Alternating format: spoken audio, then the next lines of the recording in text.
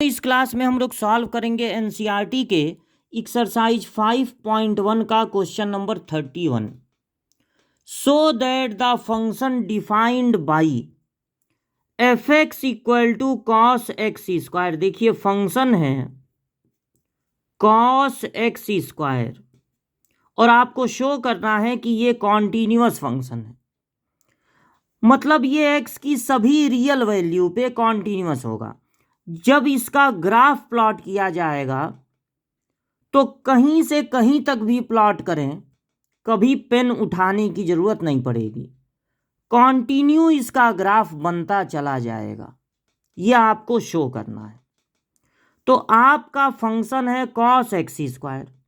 अब देखिए अगर आप इस कॉस को छोड़ते हैं तो एक्स स्क्वायर दिखने लगेगा, इस एक्स स्क्वायर को छोड़ते हैं तो कॉस दिखने लगेगा, मतलब कॉस फंक्शन, कॉस एक्स उसको कहेंगे आप। भले यहाँ एक्स स्क्वायर है लेकिन जब इसको छुपाएंगे तो फंक्शन हो जाएगा कॉस एक्स, इसको छुपाएंगे तो फंक्शन हो जाएगा एक्स स्क्वायर। तो इसको अगर आप दो फंक्शन मानते हैं, एक आप मानते हैं जी एक्स, एक्स स्क्वायर को छुपा लीजिए तो फंक्शन बनेगा कॉस एक्स अगर इफ, और एक बार आप कॉस को छुपा लीजिए, उस फंक्शन को आप सपोज कर लीजिए एच एक्स। एफ एक्स तो ये खुद ही है तो थोड़ा उससे अलग सपोज करना है, तो एफ एक्स के अलावा G X, H X, P X ऐसे सपोज कर सकते हैं। तो कॉस को छुपाएंगे तो बचेगा X square. G X is a cos function, therefore it is continuous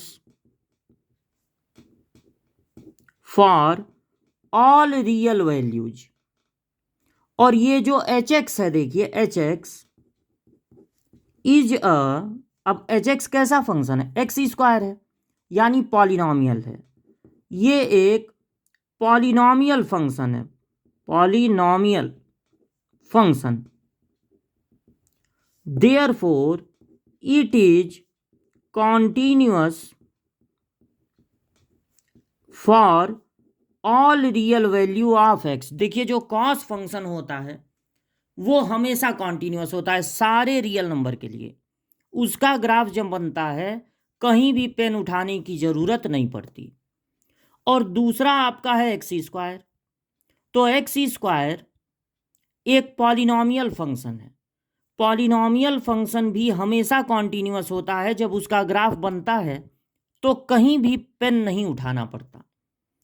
ये जो आपका फंक्शन है वो कॉस फंक्शन और एक्स स्क्वायर फंक्शन का कंबाइंड फंक्शन है। तो अगर ये दोनों कॉन्टिन्यूअस हैं हर रियल वैल्यू के लिए, देयरफॉर देयर, उनके मतलब किसके किसके, जी एक्स और एच एक्स के, देयर कंबाइंड फंक्शन,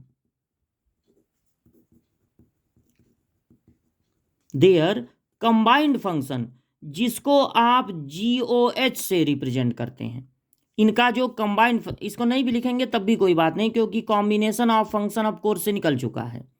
बस आपको इतना बता देना है कि कॉस एक कॉन्टिन्यूअस फंक्शन होता है, पॉलिनॉमियल एक कॉन्टिन्यूअस फंक्शन होता है, इसलिए उनका कंबाइंड फंक्शन जी ओ एच लिखें चाहे ना लिखें, उनका combined function will be also a continuous function for all real value। जब x की वैल्यू सारे रियल वैल्यू के लिए ये एक कॉन्टिन्यूअस फंक्शन होगा, क्योंकि इस फंक्शन में दो चीजें हैं, या तो कॉस है और या तो एक्स स्क्वायर है। तो कॉस और एक्स स्क्वायर, कॉस भी एक कॉन्टिन्यूअस फंक्शन है और एक्स स्क्वायर मतलब पॉलिनॉमियल भी एक कॉन्टिन्यूअस फंक्शन है, इसलिए इन दोनों का जो कंबाइंड फंक्शन होगा कॉस एक्स स्क्वायर, वो भी एक कॉन्टिन्यूअस फंक्शन होगा।